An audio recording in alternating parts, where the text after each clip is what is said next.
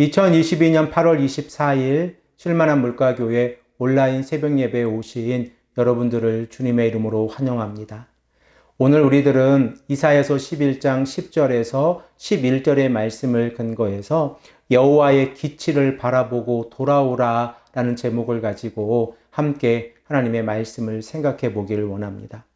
우리들은 여호와를 경외하는 것을 즐거워하며 하나님의 정의와 공의로 통치하는 메시아의 모습을 세 가지로 정리해 보았습니다.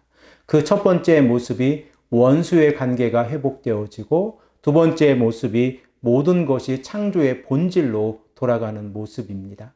그리고 세 번째 모습이 뱀과 여인의 후손 사이에 존재하는 적대감이 사라지는 모습입니다. 이러한 모습은 새 에덴인 시온산에서 이루어지는데, 이렇게 메시아의 통치가 이루어지는 모습을 바라보면 마치 물이 바다를 덮은 것이 여호와를 아는 지식이 세상에 충만할 때라고 이사야 선지자는 우리에게 말씀하고 있습니다. 본문 10절에서 하나님께서는 이새의 뿌리에서 한 싹이 나서 만민의 기치를 세우겠다라고 말씀을 하고 있는데, 이 말씀을 우리 다 함께 읽겠습니다. 그날에 이새의 뿌리에서 한 싹이 나서 만민의 기치로 설 것이요 열방이 그에게로 돌아오리니 그가 거한 곳이 영화로우리라. 본문 10절의 기치는 깃발을 의미합니다.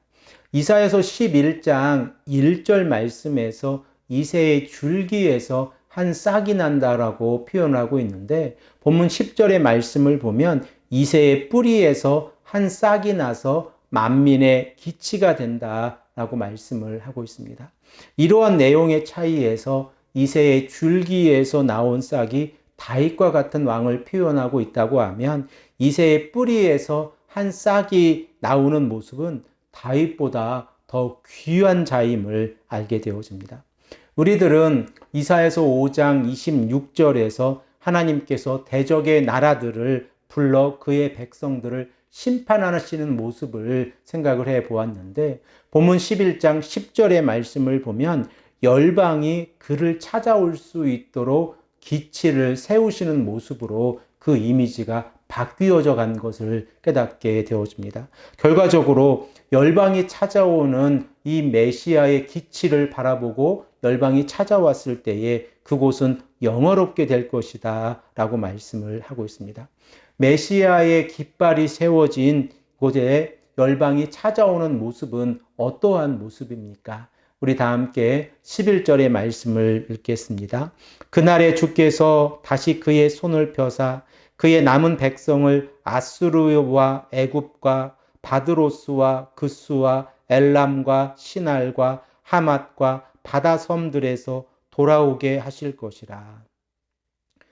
11절에 기록되어져 있는 이 지역들을 생각을 해보면 이사야 당시 세계 최강의 힘을 자랑하고 있는 아수르와 이집트를 포함하고 있고, 그리고 또한 최남단으로 상징이 되어지는 바드로스와 구스가 포함되어져 있습니다.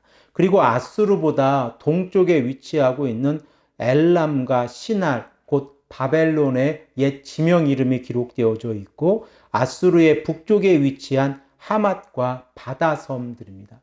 결과적으로 동서남북에 흩어져 있는 주의 백성들이 여호와의 깃발을 바라보고 돌아오는 모습을 이사야 선지자는 기록을 하고 있습니다. 특별히 11절 상반절의 말씀을 보면 그날에 주께서 다시 그의 손을 펴사라고 표현을 하고 있는데, 구약 성경에서 하나님께서 자신의 손을 펴는 모습은 출애굽의 사건을 상기시키는 모습입니다.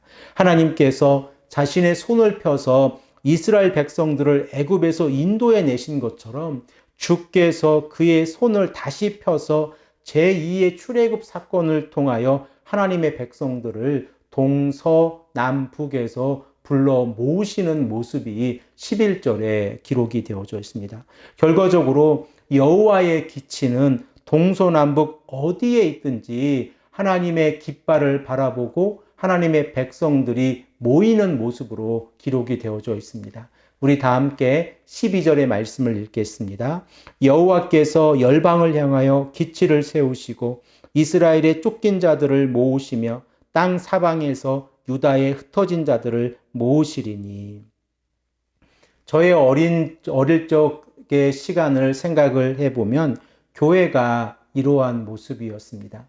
시골에서 자란 저는 교회가 그 시골의 중앙에 위치하고 있었는데 동서남북 어느 곳에서도 이 시골의 마을에 들어오게 되어지면 교회가 우뚝 서 있는 모습으로 보여졌습니다.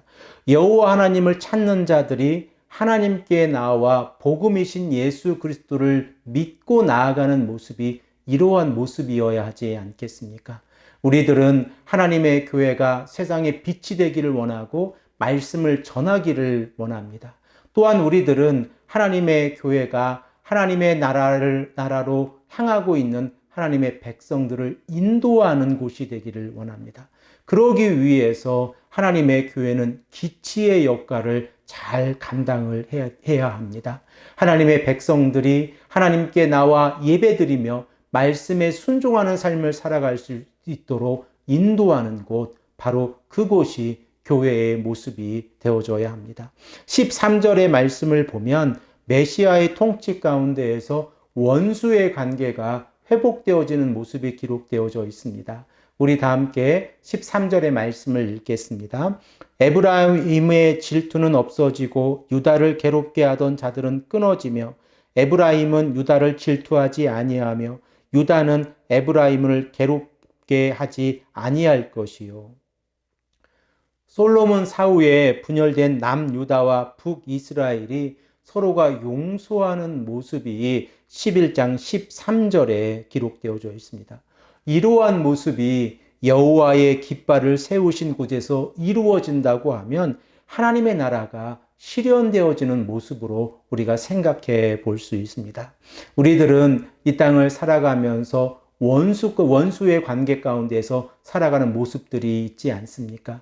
이러한 모습 가운데에서 하나님의 나라가 이루어진다고 하면 우리가 서로가 서로를 용서하고 그리스도의 몸된 교회를 중심으로 신앙생활할 때에 하나님께서 주시는 평화와 감사가 가득 넘치는 곳, 바로 그곳이 교회가 되어줘야 합니다.